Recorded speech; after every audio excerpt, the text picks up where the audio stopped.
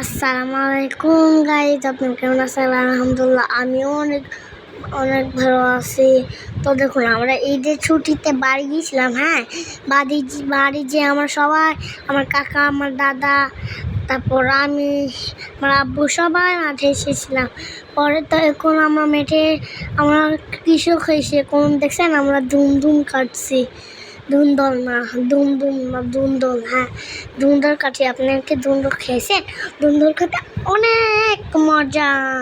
তো ওই যে আমার দাদা দেখছেন, ওই যে ওইদিকে দেখতে পাচ্ছেন না মনে হয়, ওই যে সাদা গেঞ্জি পরি, ওই হচ্ছে আমার দাদা, বুঝেছেন? তাই দেখুন, আমি এই যে কেটে নিলাম একটা ধুন্দল। হাসি দেখে আপনাদের কাটবো? না, আপনাদের কাটলে আবার আমি জেলে যাইব।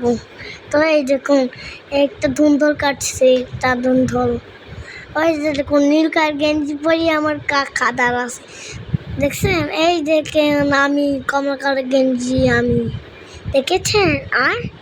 দেখেছেন কমলা কালার গেঞ্জি পরে আমি এখানে দাঁড়া আছি। এই যে আমি হচ্ছে কৃষক হয়েছি।